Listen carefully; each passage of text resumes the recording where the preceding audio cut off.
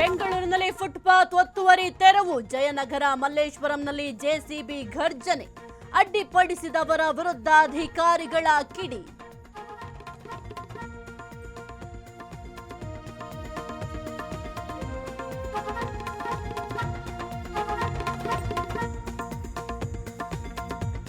ಯಾವುದೇ ನೋಟಿಸ್ ಇಲ್ಲದೆ ತೆರವು. ನಮಗೆ ಒಂದು ತೊಟ್ಟು ವಿಷ ಕೊಟ್ಬಿಡಿ. ಫುಟ್ಪಾತ್ ಒತ್ತುವರಿಗೆ ವ್ಯಾಪಾರಿಗಳ ಕಣ್ಣೀರು.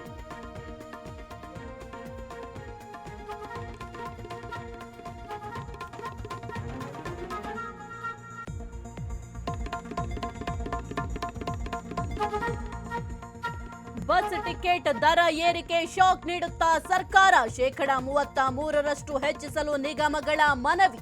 ನಾಳೆಯ ಸಚಿವ ಸಂಪುಟದಲ್ಲಿ ಗ್ರೀನ್ ಸಿಗ್ನಲ್.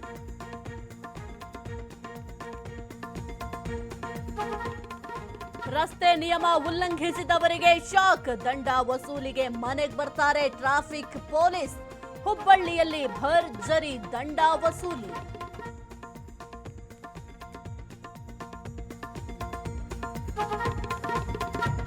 ಭೂಮಿಗಿಳಿದ ಬಂಗಾರದ ಬೆಲೆ. ಒಂದೇ ತಿಂಗಳಲ್ಲಿ 18,000 ಇಳಿಕೆ.